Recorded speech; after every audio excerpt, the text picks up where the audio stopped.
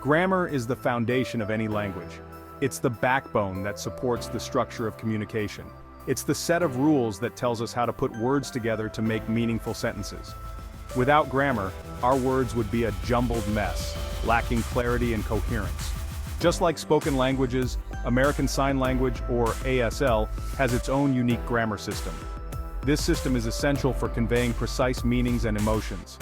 Understanding ASL grammar is crucial for clear communication. It allows us to connect with others on a deeper level. It helps us understand the meaning behind the signs and express ourselves accurately. Facial expressions and body language play a significant role in this process. ASL grammar might seem different from English grammar, but it's just as logical and structured. Each sign and gesture has a specific place and purpose. Once you grasp the basic principles, you'll see how beautifully it works. It's a system that makes perfect sense once you get the hang of it. It's like solving a puzzle, where each sign fits together to create a complete picture.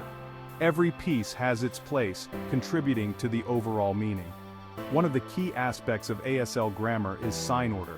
This order is crucial for conveying the correct meaning. It dictates the sequence in which signs are presented in a sentence. Getting this order right is essential for clear communication. Mastering sign order is essential for both understanding and being understood in ASL. It's a fundamental part of the language. Just like learning any new language, mastering ASL grammar takes time and practice. It's a journey that requires dedication and effort, but with patience and dedication, you'll be well on your way to becoming a fluent signer.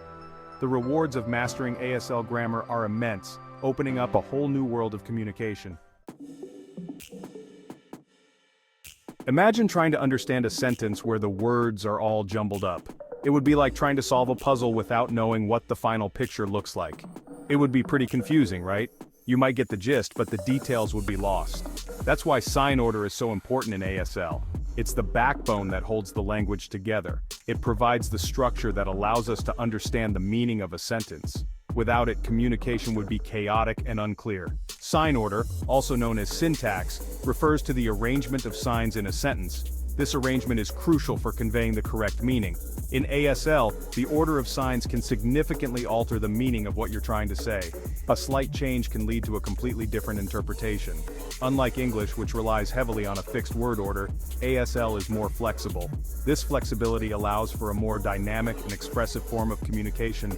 ASL often uses a topic comment structure, where the main topic is presented first, followed by the comment or information about it.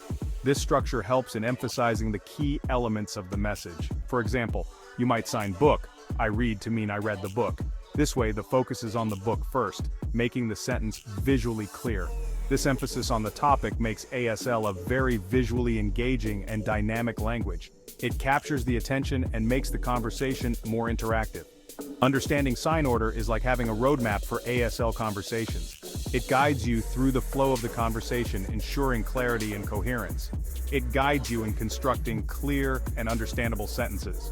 With the right sign order, your message will be easily understood by others. So pay close attention to the order of signs as you learn new vocabulary and grammatical structures. Mastering this will make you a more effective communicator in ASL. While ASL allows for flexibility in sign order, there are common patterns that you'll encounter frequently. Understanding these patterns can greatly enhance your fluency and comprehension. Two of the most common sign orders in ASL are subject-verb-object or SVO and object-subject-verb or OSV. These structures form the backbone of many ASL sentences. SVO is similar to English sentence structure, making it easier for English speakers to grasp initially. For example, the boy throws the ball would be signed as boy throw ball. This mirrors the English sentence order closely. This straightforward structure is often used for simple sentences, especially when clarity and directness are needed. OSV, on the other hand, places the object before the subject, creating a different emphasis in the sentence. For instance, the ball is thrown by the boy might be signed as ball throw boy. This structure shifts the focus to the object, which can be useful in various contexts. This structure emphasizes the object and is commonly used when the object is already known or the focus of the conversation. It helps in highlighting the importance of the object in the dialogue. Remember that these are just two common examples. There are many other structures that can be used depending on the context and the message you want to convey. ASL sign order can be influenced by factors like context, emphasis, and the signer's personal style. This flexibility allows for rich and dynamic communication. Don't be afraid to experiment and explore different sign orders as you become more comfortable with the language. The more you practice, the more intuitive these structures will become.